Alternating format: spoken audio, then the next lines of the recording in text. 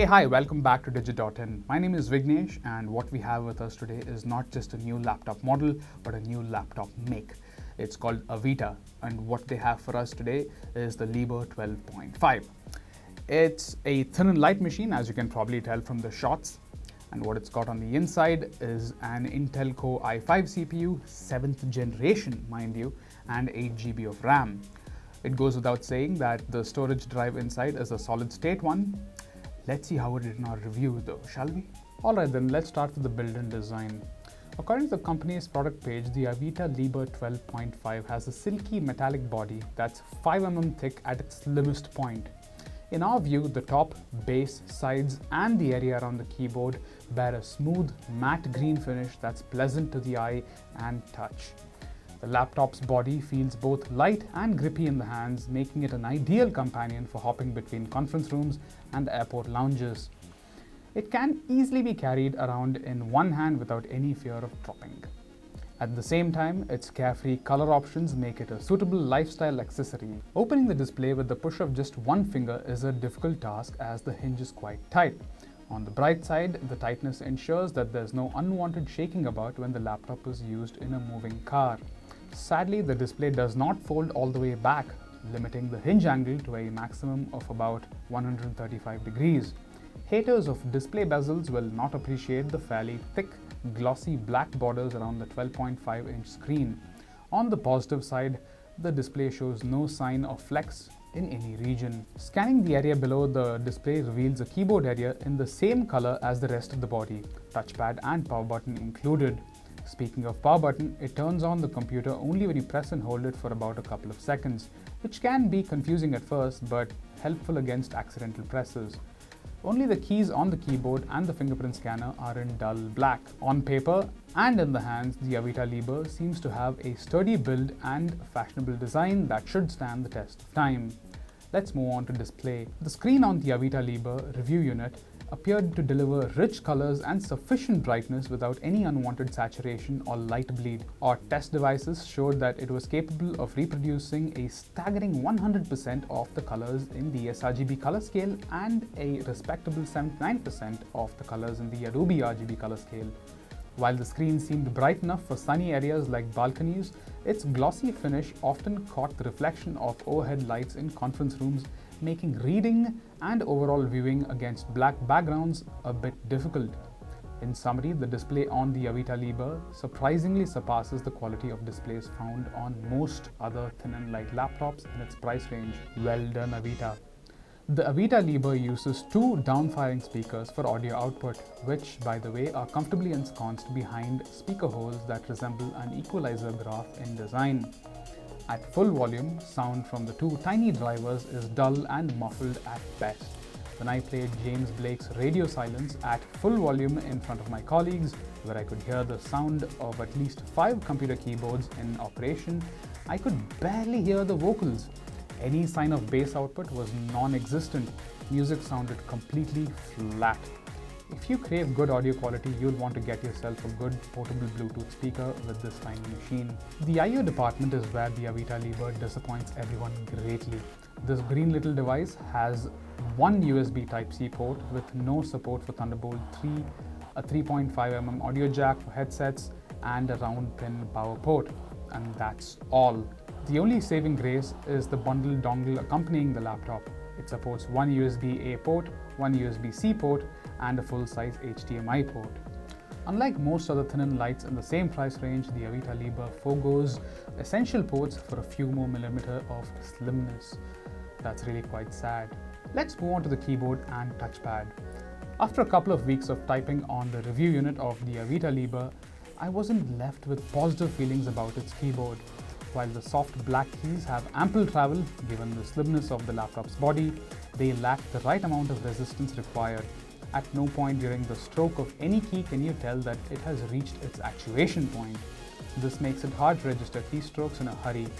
Still, it's not something you can't get used to. What adds to the problem, however, is the overall small size of the keycaps, which makes aiming and striking hard while typing fast. Not only does the keyboard fall short in quality of operation, but it also displays amateurish design. The dull white letters on the black keys are barely visible, whether it's bright or dark, day or night. The single stage backlighting, which takes a while to kick in after the first keystroke, makes very little difference in dimly lit rooms. Most of the time, I was straining my eyes to hit the right keys on the review unit. Luckily, essential combination keys on the top row were placed close to the function key, making volume and display brightness control easier. Though I appreciate AVITA for its sincere attempt, I feel it can work towards a better keyboard design, that's for sure. The touchpad is the only visibly unique element in the AVITA Liber, and sadly, it's a big flop. AVITA has blessed the Liber with an unnaturally wide touchpad in the name of freedom and all that, but has failed to execute it well on the firmware side. Despite being recognized as a precision touchpad by Windows 10, the obnoxiously wide touchpad unit on the Liber translates movements of the finger on the touchpad surface inaccurately and inconsistently on the screen. Though by a small margin, the pointer often moves vertically when in reality a horizontal stroke is made on the touchpad surface, and vice versa. Clicking or tapping on any part of the touchpad often results in unintended movements of the mouse pointer. This, in particular, became a big nuisance on the review unit while opening files in File Manager or web links in Chrome. What's more, the real speed of the mouse pointer is slow even when the speed is set to maximum in Windows settings and mouse options. In other words, if you're a power user, you'll want to get yourself a mouse to be productive. But to do even that, you'll need to fetch that ugly dongle. Let's move on to performance. At a time when new laptops and desktops have already started to roll out with Intel's 9th Gen Core Series CPUs, the AVITA Liber cuts a sorry figure with its dated 7th Gen Intel models. And its rather heavy price tag of Rs 67,190 only adds to the feeling of injustice. The review unit's 7th Gen Intel Core i5 CPU came paired with 8GB of RAM and a 256GB SATA-based SSD. Rendering graphics was handled by an Intel internal graphics card. On a standard benchmark test, the staleness of the laptop's powertrain showed through. On the bright side, it displayed decent performance in everyday usage scenarios. Apart from a few occasional stutters in animation, especially while switching windows and desktops, the compact, lightweight laptop ran many instances of common applications like Chrome without any fuss. It switched between apps like OneNote and WhatsApp for PC quite easily.